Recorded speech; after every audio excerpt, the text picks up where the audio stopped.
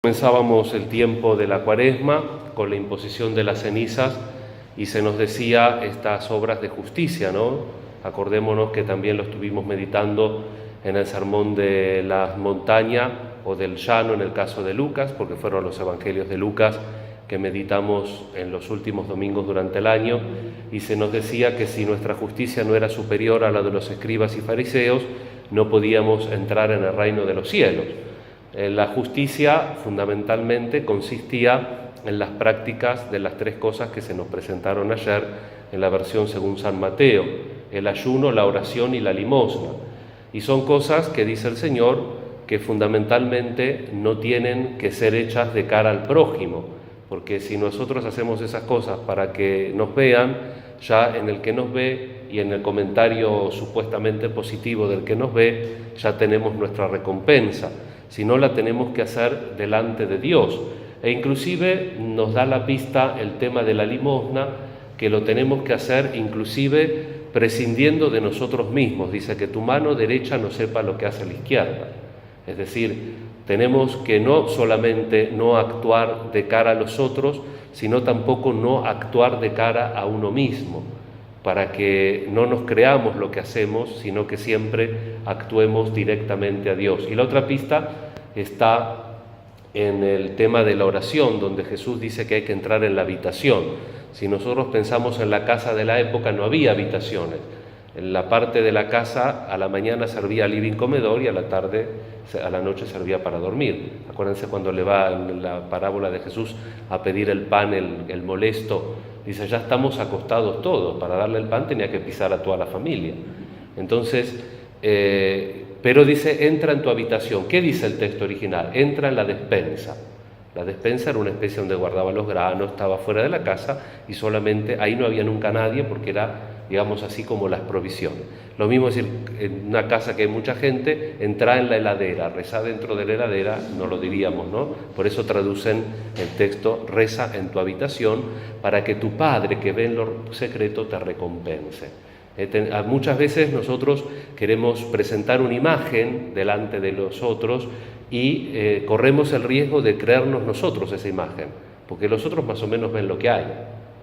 Entonces, la advertencia de Jesús es que la justicia solamente tenemos que mostrarla ante Dios y entonces tenemos que actuar ante Dios. Todo este camino que emprendamos en la Cuaresma tiene que ser un camino que el único que está es Dios. Y fíjense que en el libro del Deuteronomio, cuando se propone Deuteros, es segunda y nomos ley, cuando se propone por segunda vez la ley, Dios hace como un juicio, pongo de testigo el cielo y la tierra, hay un juicio con el pueblo. Te doy la vida y la muerte, extendé la mano y elegí. ¿Qué querés? ¿Querés mi camino? ¿Querés mi ley?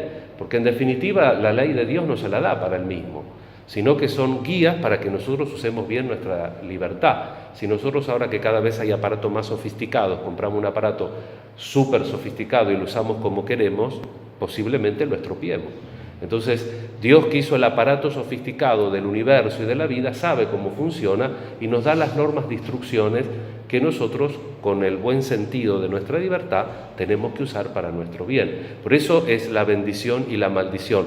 No es que Dios me castiga, sino que es como el padre cuando le dice al nene, no metas el dedo en el enchufe.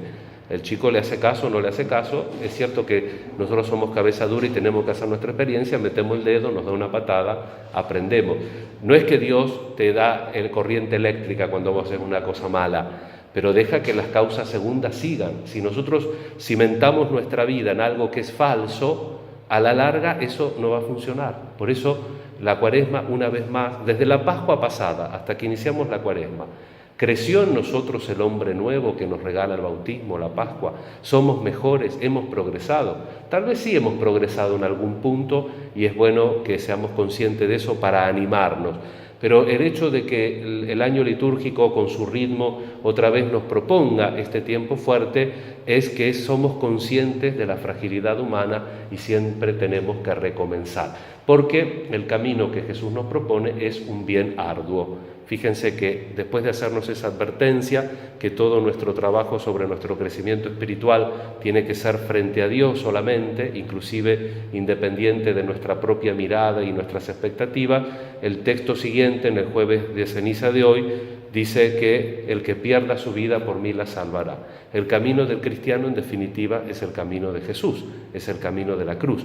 Pero la cruz no tiene la última palabra de la tristeza, sino la cruz tiene la última palabra de la alegría, pero es un bien arduo. Cuando el bien es arduo, cuesta conseguirlo, pero cuando uno lo consigue, se siente bien. Uno cuando es chico se sale con el caprichito y en el momento está contento, pero después cuando empieza a reflexionar, a veces queda como un sabor amargo. Y a veces una pulseada con una madre, con un hermano, con una abuela, deja un sabor amargo, porque uno no lo hizo por maldad, pero lo hizo porque era el camino corto, era el bien deseable en ese momento, aunque no era un bien. En cambio, cuando uno hace un bien arduo, algo que cuesta, que exige de generosidad, que exige de renuncia, que exige de donación, al momento cuesta, inclusive hace sufrir, pero después a la larga uno se siente bien porque sabe que ese es el camino correcto. Y eso da paz, eso da plenitud.